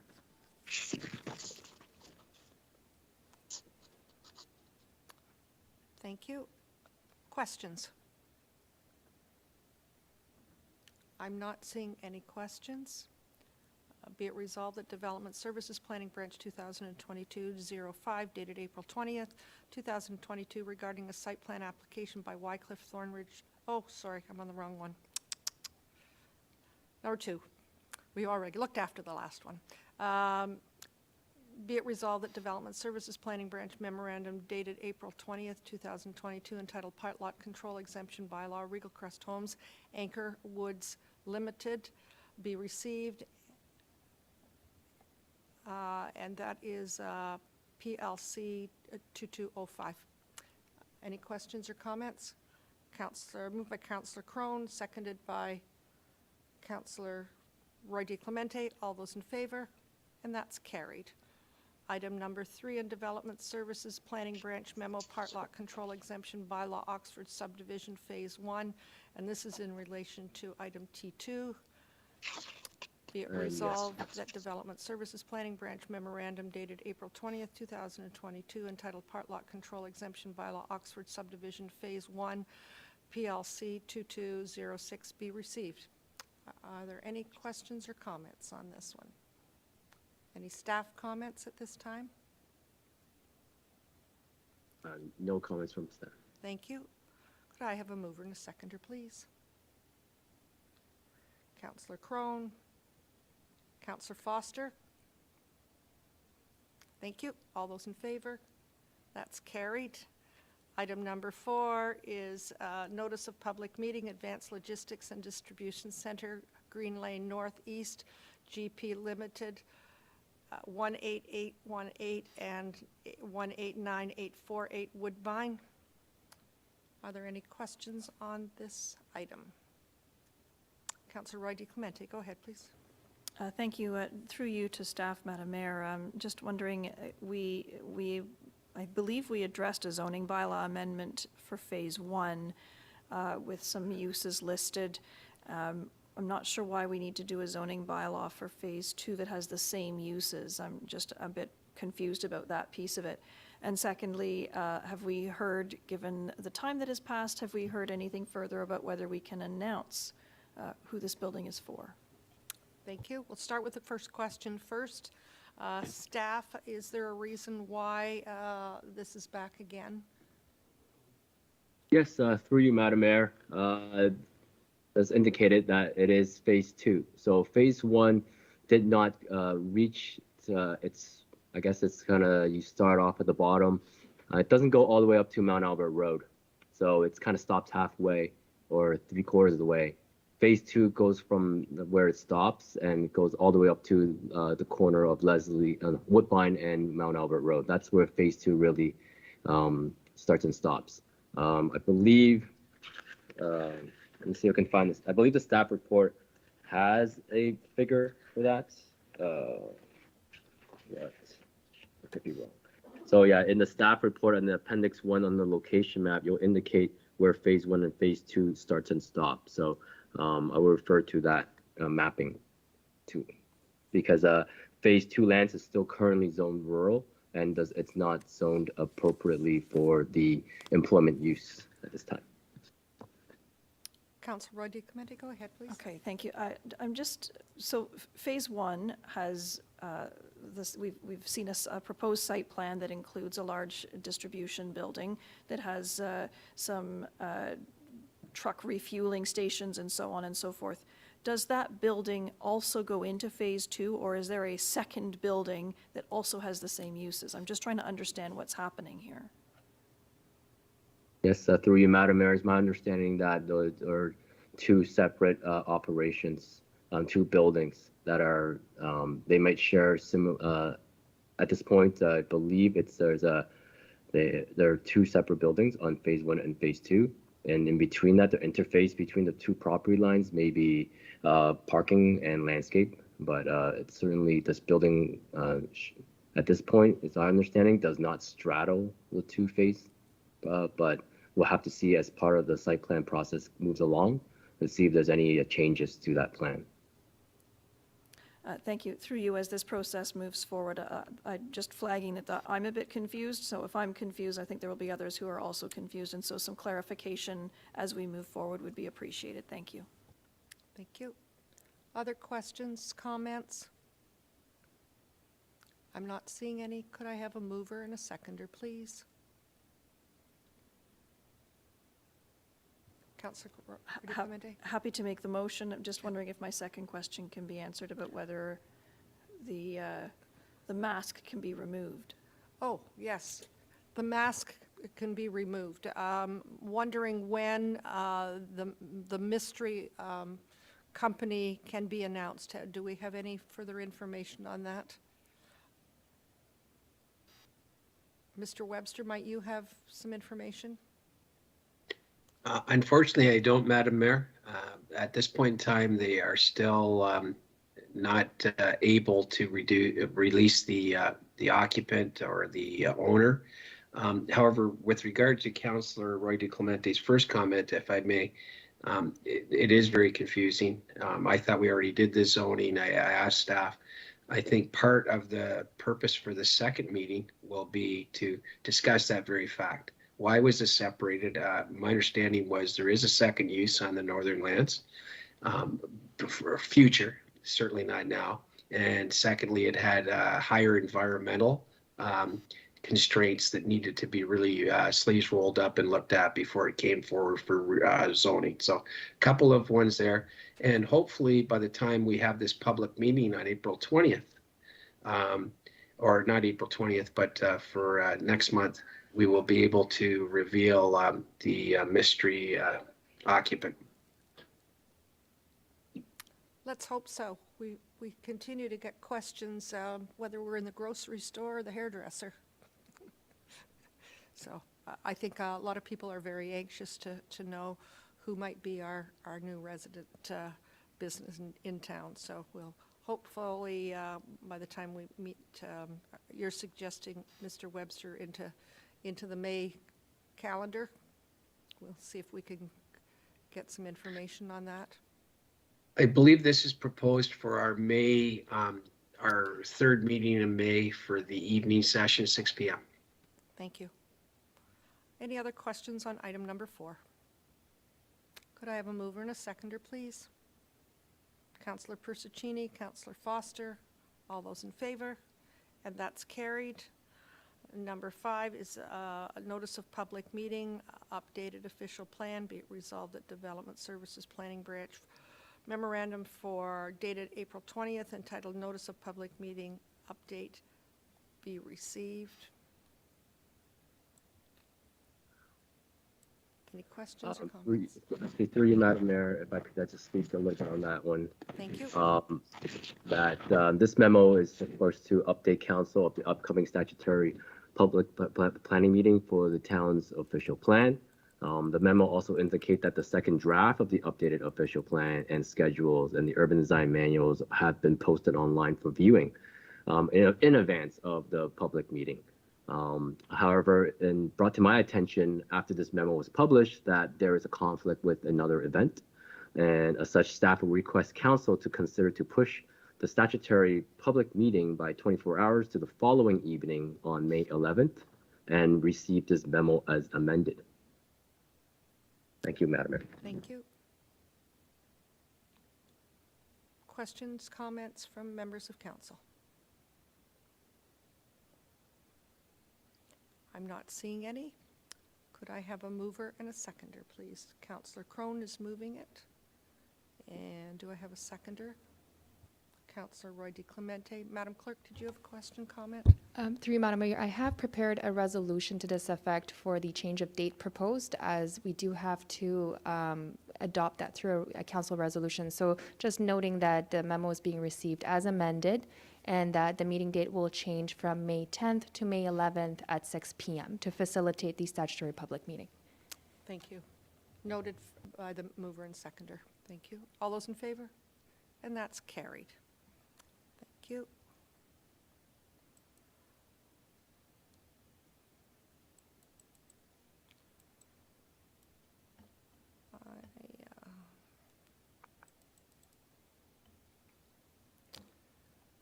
I'm at item Q for consideration. And we have correspondence. First one is from C. Foster, Chair of Forbid Roads Over Green Spaces. Are there any questions? Have a mover and a seconder, please. Councillor Foster, you have a question? Or you're going to move it? Or both? A comment, Madam Mayor, and thank you. We continue to see correspondence regarding the Bradford Bypass. There are many very good points in this correspondence, lots of questions and very few answers. This council itself has asked many questions with very few answers from the province. Do we take this one step further than just receiving and try to at least find out if any of these questions that are being asked are these people receiving any information back from the province? And again, I'm not sure how I want to word this, but it just seems to me that we keep looking at this information, we receive it, the province continues to push ahead. We all understand that, or most of us understand that there needs to be some sort of an east-west bypass. Some of us are not sure that it's in the right spot. We are not going to make the final decision on this as we move forward, but it just seems to me that, there's lots of good questions being asked here with no answers. Is there any way for us to push Caroline Mulrooney's office to make sure that these people are being talked to and some of their questions are being answered? I wonder, Councillor Foster, if we may be able to contact Caroline Mulrooney's office and see if in fact they were copied on these as well, and if that's the case, then perhaps we could ask for the answers that were given and might shorten the time if we have the same answers that they have. The questions that are asked asked of the province, not of ourselves, although we are the recipient of the letter in front of us today.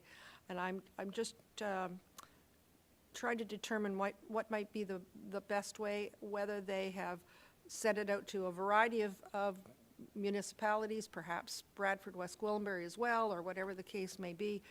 It's just a matter of determining this is not our project, this is the province project, and I think I would feel better in getting the information to find out if in fact the letter had been sent there as well, and if so, then perhaps they have received the answers that they would have and we don't have.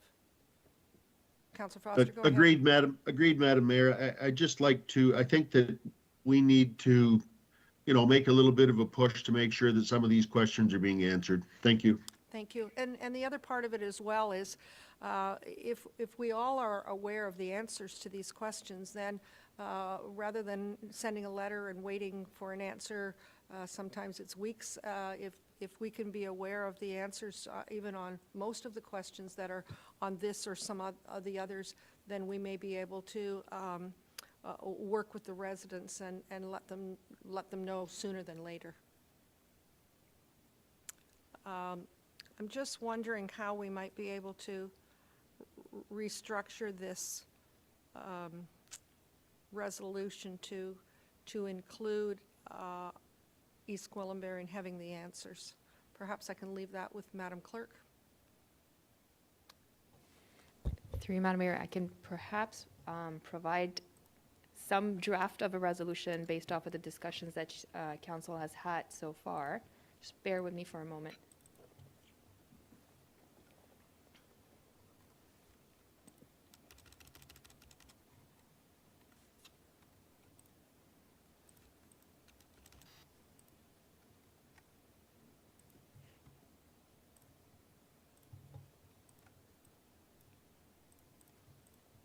Thank you. That council requests that staff contact MPP Mulrooney's office to inquire whether comments have been received by the province in relationship to Madam Mayor? Yes. Madam Mayor, if I may, I think that with protocol that the correspondence should be forwarded to the MTO, Ministry of Transportation of Ontario, for response, and copied to the Minister of Transportation, our local MPP, Caroline Mulroney, and we should be advised of any response. I will caution council, however, there could be responses, and sometimes people don't like the answers to the questions. But I know Mike Mulroney, or Mike Molinary, excuse me, has been involved with discussion. There have been stakeholder sessions set up, and they are working through a lot of the issues. And so maybe we could ask for a update from staff as well as to what we're learning from those advisory sessions. Thank you. My apologies, Mike Molinary. And so what we have in front of us is the resolution be received and that the correspondence be forwarded to MTO for information and response to be provided to the town, and that a copy of the resolution and correspondence be provided to MPP Mulrooney. Councillor Roy DeClemente, go ahead. Just wondering if we can massage it a little bit. So that we're going to receive it, that the correspondence be forwarded to MTO for a response to the correspondence, and that the town respectfully request a copy of the response that is provided.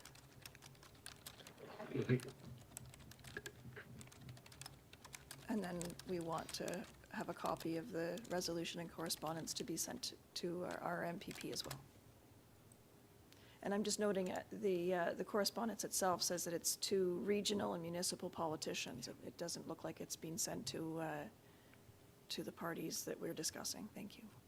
Thank you. Councillor Foster, this is, you've moved this. Are you comfortable with the wording at this time?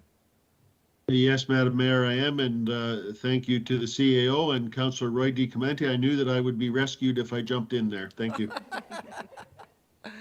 Do I have a seconder for this motion, please? Councillor Persicini, all those in favor? And that's carried. Thank you very much. Item number 2 in correspondence is from R. Cho, Minister for Seniors and Accessibility, Province of Ontario, dated April 5th, 2022, regarding the 2022 Ontario Seniors Award, and they're asking if we know of someone that would be worthy of this award. We've certainly got an active group of seniors, more now than we've ever had, very busy. I'm wondering if perhaps we could leave this with our clerk, and if individuals have someone that they think might be worthy of this award, to get in touch with the clerk and go from there. Bill Potts right now. Pardon me? Bill Potts right now, my brain. I think Bill Potts has received this. Oh, is it? Okay. At least once. Okay. Might be That's more, good. but you know, he has quite a group, an army of people working with him now. I have no problem in nominating him again, but I do believe he's received some provincial and regional and perhaps even larger than that over the years that he's been doing the job that he's been doing and not getting paid. But we give someone else a chance now. Yeah. So if we can leave it at that and share it with their clerk, then perhaps that's the best way of handling it. Yeah. Could I have a mover and a seconder, please? Councillor Crone, Councillor Roy DiClemente, all those in favor? That's carried. Item R is reports. There are none at this time. Item S is resolutions, none at this time. We have 2 bylaws at this time. Could I have a mover and a seconder, please? Councillor Crone, Councillor Crothers. As amended, yes. All those in favor? And that's carried. Item U is other business. Is there anything from council we should be aware of? I'm not seeing anything. I will move along. We have a confirming bylaw. Be it resolved that the bylaw 2022-037, being a bylaw to confirm the proceedings of council meeting held on April 20th, 2022, be taken as read and acted and signed by the mayor and municipal clerk. Could I have a mover and a seconder, please? Councillor Crone, Councillor Foster, all those in favor? That's carried, and we would have an adjournment at 8:11 p.m. moved by Councillor Roy DiClemente, seconded by Councillor Crothers. All those in favor? And that's carried. Thank you very much. Have a great evening. Thank you, staff. Very much appreciated. Have a good night. Thank you. Have a